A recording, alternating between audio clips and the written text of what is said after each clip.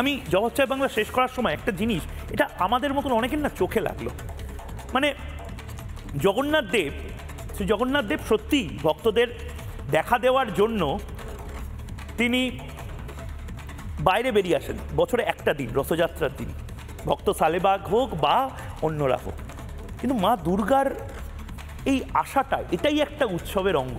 এই যুদ্ধে জয়, এটাই একটা উৎসবের অঙ্গ।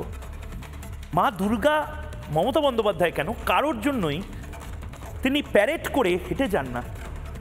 আজকে এরকম একটা পরিস্থিতি হলো, প্লাস্টিকে করে মা দুর্গাকে রাস্তায় রেড রোডে দাঁড় করিয়ে রাখা হলো 5 ঘন্টা ধরে। কারণ বিকেলবেলা মমতা বন্দ্যোপাধ্যায় তিনি বসে শেডের মধ্যে মা দুর্গা, লক্ষ্মী, গণেশ, কার্তিক, সরস্বতী তারা প্যারেড করে যাবেন, সেটা নাকি দেখবেন।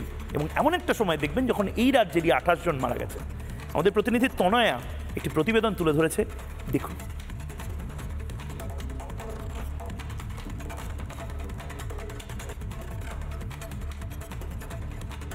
এখানে ভারী বৃষ্টিপাত ইতিমধ্যেই শুরু হয়েছে এবং তার সঙ্গেই প্রবল ধস, এবং সেই ধসের কারণে জনজীবন কার্যত বিপর্যস্ত।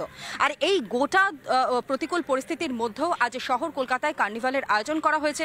যেই কার্নিভালে উপস্থিত থাকবেন মুখ্যমন্ত্রী মমতা বন্দ্যোপাধ্যায় এবং তার ক্যাবিনেটের মন্ত্রীরা, অন্যান্য বিশিষ্ট অতিথিরা। যে কারণের জন্য মাতৃপ্রতিমাগুলিকে ঠিক এইরকমভাবেই রাখা হয়েছে রেনকোট পরিয়ে। মাতৃপ্রতিমাগুলোকে রেনকোট পরিয়ে রাখা হয়েছে যাতে বৃষ্টির একটা ফোঁটাও এই মাতৃপ্রতিমার ওপর না পড়ে, এবং মাতৃপ্রতিমা যাতে একেবারে যেই রকম ভাবে মণ্ডপে রাখা হয়েছিল ঠিক সেই রকম ভাবেই যাতে কার্নিভাল পর্যন্ত নিয়ে যাওয়া সম্ভব হয়, বলা ভালো মুখ্যমন্ত্রী মমতা বন্দ্যোপাধ্যায় সামনে পর্যন্ত নিয়ে যাওয়া সম্ভব হয়। তার কারণ আজ এই কার্নিভাল থেকেই মমতা বন্দ্যোপাধ্যায় তিনি প্রত্যেকটি মাতৃপ্রতিমা দর্শন করবেন।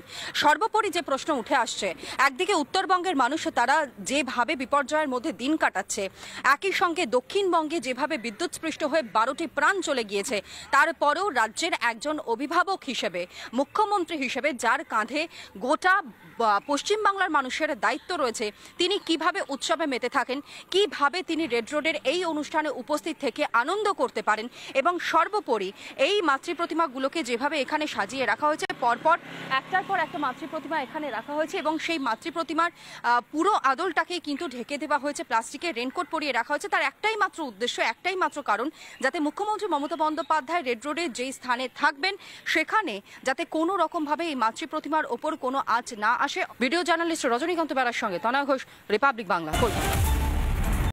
নানা ধরনের কন্টেন্ট দেখার জন্য লাইক করুন, শেয়ার করুন আমাদের ফেসবুক পেজ, সাবস্ক্রাইব করুন আমাদের ইউটিউব চ্যানেল।